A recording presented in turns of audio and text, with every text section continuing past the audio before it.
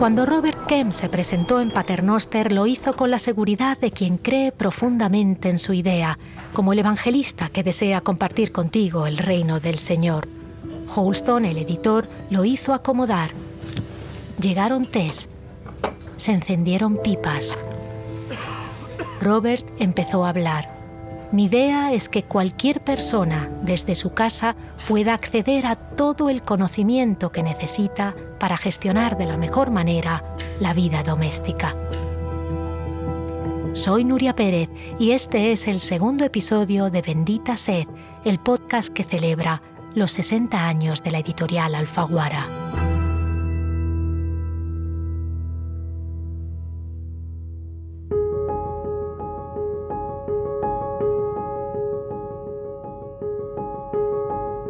Robert llamó a su libro Pregúntamelo todo. En la cubierta, publicado por primera vez en 1856, Holston, su editor, explicaba: tanto si quieres saber cómo colocar tus flores en un jarrón, conocer las reglas de la etiqueta o servir una cena espectacular, si buscas cómo organizar una fiesta, curar un dolor de cabeza, hacer testamento, casarte o enterrar a un familiar, cualquier cosa que necesites saber, crear o hacer, si está dentro de la vida doméstica, espero que no dejes de consultarla aquí primero. Lo mejor que tenía este libro, más allá de su potencial como superventas o de su creatividad, era sin duda su intención, y es que el mundo lo habitan dos tipos de curiosos: los que acumulan saber y se lo tienen todo para sí, esos egoístas que Dante imaginó en su Divina Comedia empujando grandes piedras en un círculo infinito, y los curiosos generosos, personas como Tradescans, Diderot y D'Alembert, que con sus gabinetes y enciclopedias quisieron ayudar al mundo, personas como Robert Kemp con su Pregúntamelo todo. Creo que lo que separa a unos de otros es que los segundos poseen una mayor capacidad de maravillarse.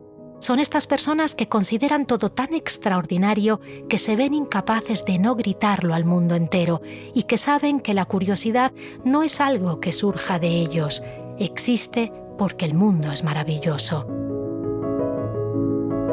En Sobre el ocio, Séneca escribe: la naturaleza nos dio un natural curioso y, consciente de su arte y de su belleza, nos engendró para ser los espectadores del maravilloso espectáculo del mundo, pues habría trabajado en balde si cosas tan brillantes, tan delicadamente trazadas, tan espléndidas y variadamente hermosas se las mostrase a un desierto.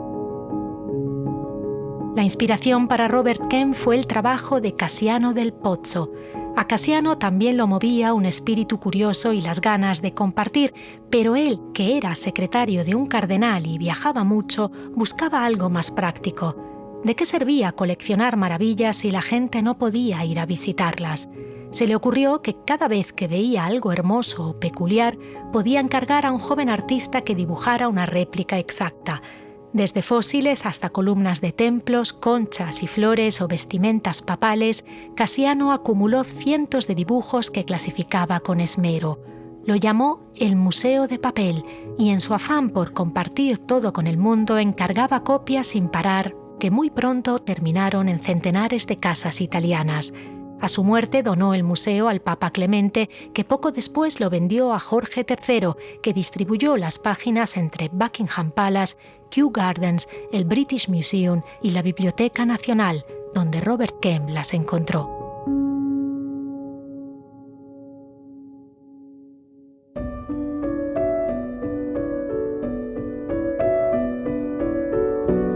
Hoy en día, con el mundo a nuestra disposición con tan solo un clic, hemos pasado a anhelar una experiencia con lo desconocido que sea más personal.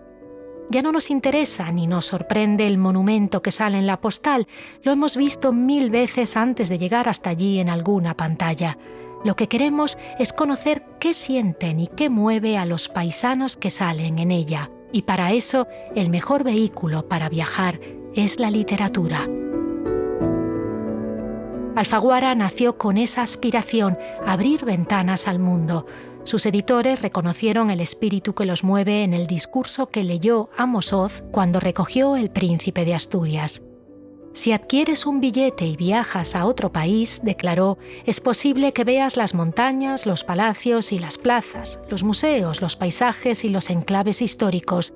Si te sonríe la fortuna, quizás tengas la oportunidad de conversar con algunos habitantes del lugar. Luego volverás a casa cargado con un montón de fotografías y de postales. Pero si lees una novela, adquieres una entrada a los pasadizos más secretos de otro país y de otro pueblo. La lectura de una novela es una invitación a visitar las casas de otras personas y a conocer sus estancias más íntimas. Este ha sido, desde siempre, el objetivo de Alfaguara, ser una mirilla que nos permite descubrir 1000 hogares sin necesidad de salir del nuestro, construir puentes entre territorios, miradas diversas y lenguas distintas.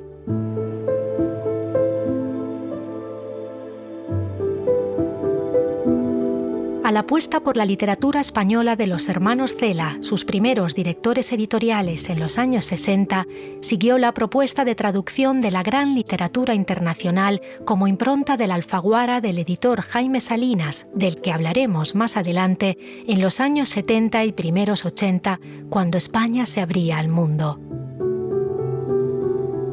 Para Julio Llamazares, además, compartir el mundo a través de la literatura es una manera de hacerlo perdurar. La actualidad es fugaz, dice. Lo que no es fugaz es la huella que deja en las personas. Y esa huella es la que marca el inicio del camino de muchos escritores de Alfaguara. Empezando por Sergio del Molino, que ha recibido el premio de la Casa este año por su obra Los alemanes, una novela que sigue nuestro hilo y se abre con una cita del enciclopedista Diderot. El hombre sensible, como yo, se ve completamente afectado por lo que le objeta, pierde la cabeza y no vuelve a ser dueño de sí mismo hasta llegar al pie de la escalera.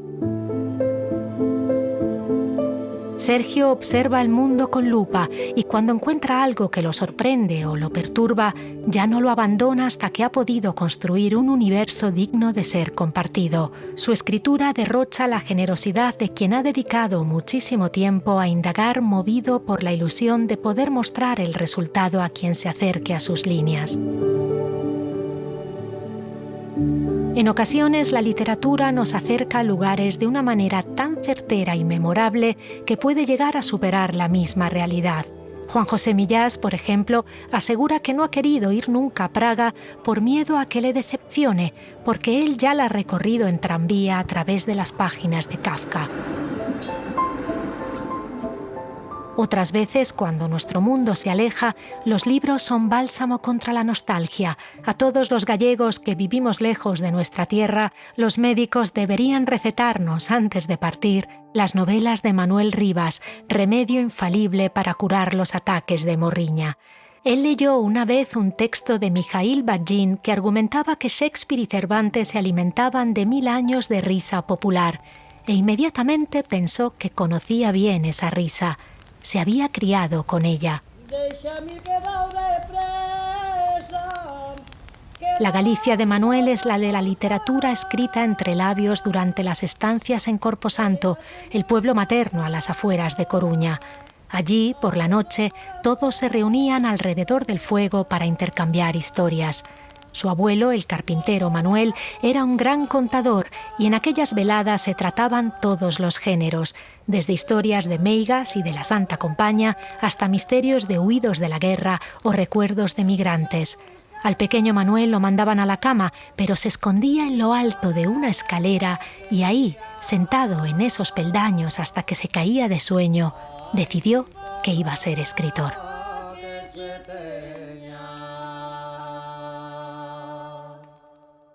Un domingo de 1964, en Casa del Lago, Ciudad de México, el escritor Carlos Fuentes dio una conferencia que hoy se considera el inicio del boom latinoamericano.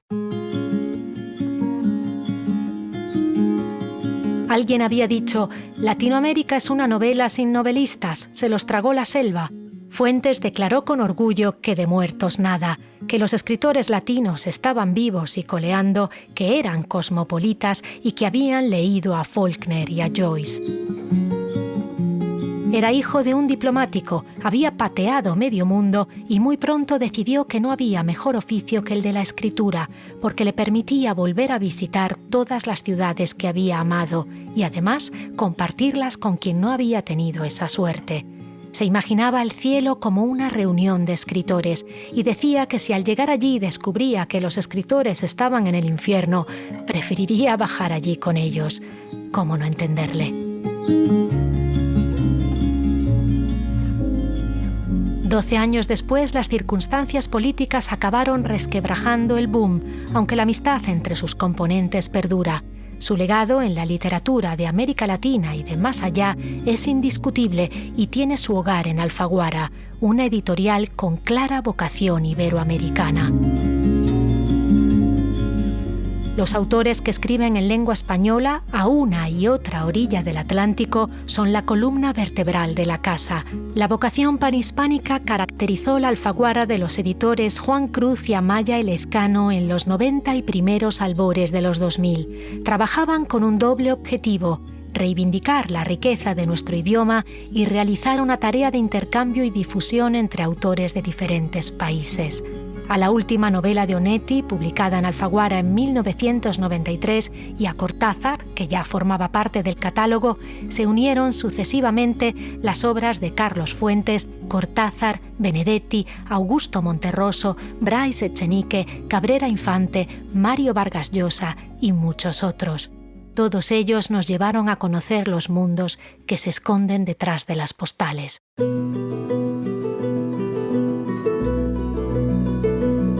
En 1994, con Fernando Vallejo y su Virgen de los Sicarios, conocimos el Medellín de los vendedores ambulantes y de los niños sicarios que rociaban las balas con agua bendita y rezaban a María Auxiliadora.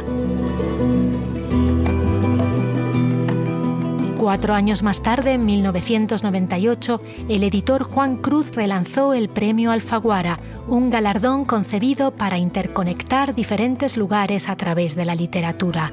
Ese año, el jurado, presidido por el mexicano Carlos Fuentes, concedió el premio exequo a 2 escritores latinoamericanos, Eliseo Alberto, por Caracol Beach, y el nicaragüense Sergio Ramírez, con Margarita Stalinda Lamar, una novela con la que pudimos sentirnos protagonistas de los eventos que construyeron la historia de Nicaragua.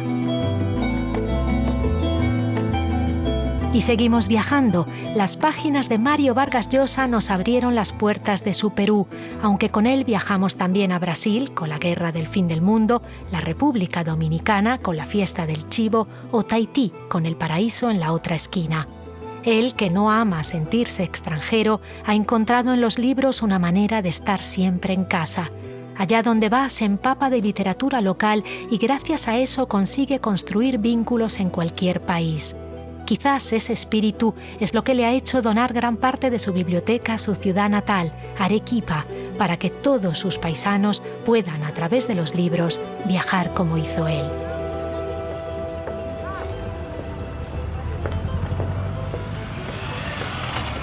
Mario conoció a Julio Cortázar en París en 1958. Durante los años que vivía allí, cuenta el Nobel, fue uno de mis mejores amigos y también algo así como mi modelo y mi mentor. A él di a leer el manuscrito de mi primera novela y esperé su veredicto con la ilusión de un catecúmeno. Creo que por mucho tiempo me acostumbré a escribir presuponiendo su vigilancia, sus ojos alentadores o críticos encima de mi hombro. Yo admiraba su vida, sus ritos y sus costumbres, tanto como la facilidad y la limpieza de su prosa. Cortázar, que adoptó la nacionalidad francesa en protesta a la dictadura argentina, decía que solo quería su país de noche. No obstante, en su obra Argentina vive 1000 referencias al mate, a los discos de Julio De Caro, a los paseos por el puerto y a los flamencos en Tupungato. Los argentinos cambiaron el nombre de la Plaza Serrano, que aparecía regularmente en sus cuentos, por el de Plaza Julio Cortázar. Y según otro escritor argentino, Carlos Polimeli, el día que murió hubo una invasión de mariposas de colores sobre Buenos Aires. En 2004, Laura Restrepo ganó el Alfaguara con su novela Delirio y nos trajo su increíble visión de Colombia.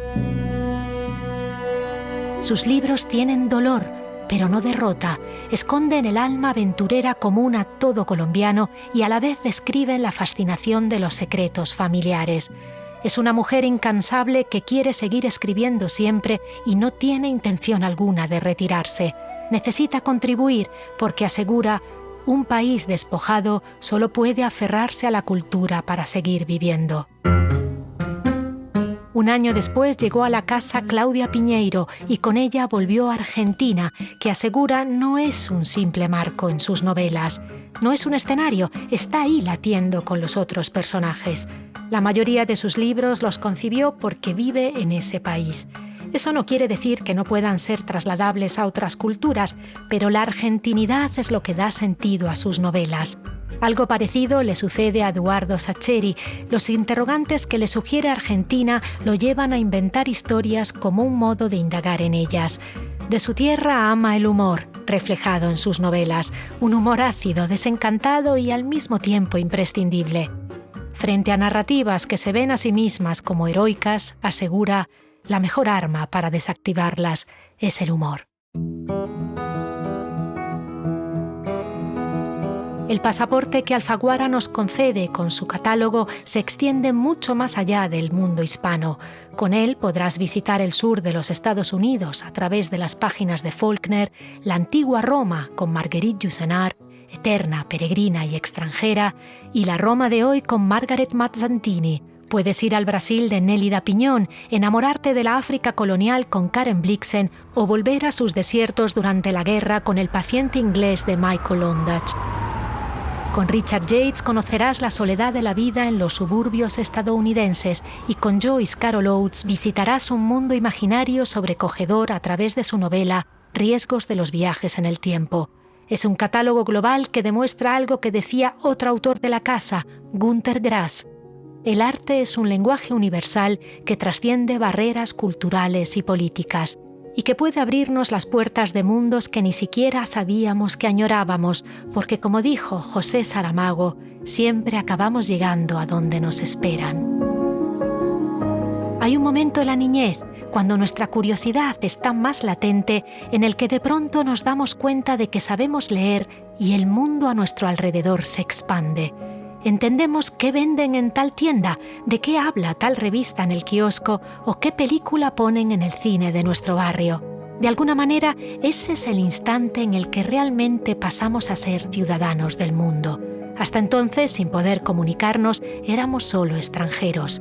La literatura esconde dos regalos, contribuye a nuestro mundo interior y nos abre el exterior. Escribía Wisława Szymborska que una persona con un libro siempre será libre porque tan solo debe atenerse a las reglas de su propia curiosidad. Reflexionando sobre esto, no puedo dejar de pensar en Sergio Ramírez, que lleva 3 años exiliado en nuestro país y sin poder volver a su Nicaragua. El exilio es trágico, pero hay que vivirlo, declaró. Y es más trágico aún un exilio que puede ser para siempre, porque el tiempo no espera, sigue avanzando en mi contra. Entonces el país lejano hay que aprender a verlo con los ojos del escritor que escribe con nostalgia y aplica su memoria en recrear escenarios a los que a lo mejor nunca volverá. Ese dolor lo gana la escritura, hecha de ausencias, de pesares, de desgarres, que son el contrapunto de la felicidad. Si no fuera escritor, concluye, sería peor, porque como exiliado me sentiría en el desierto. Pero como soy escritor, donde quiera que esté, puedo crear mundos o recrear los mundos perdidos. Qué suerte poseer un talento que con tan solo un lápiz y una página puede devolverte tu tierra. Y qué dicha saber que los demás podremos siempre, leyendo esas líneas, regresar o descubrirla con ellos.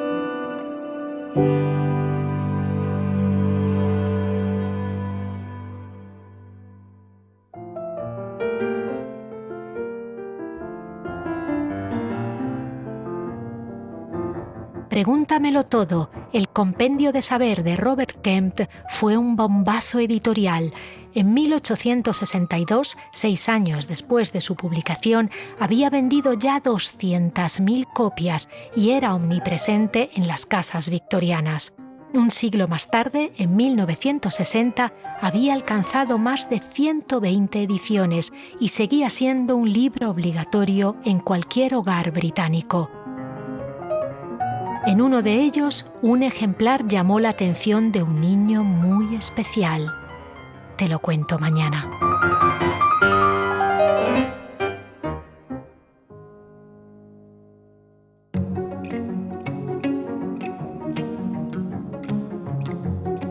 I send my regards to you, love. Celebra el 60 aniversario de Alfaguara releyendo a los autores de este episodio en ediciones especiales y viajando con ellos. Puedes visitar, por ejemplo, la Galicia de la Guerra Civil con el lápiz del carpintero de Manuel Rivas, ir a París, Lima, Londres y Tokio con Travesuras de la Niña Mala de Mario Vargas Llosa, a la antigua Yugoslavia con El pintor de batallas de Arturo Pérez Reverte o incluso volar hasta Argentina con Las viudas de los jueves de Claudia Piñeiro o El secreto de sus ojos de Eduardo Sacheri.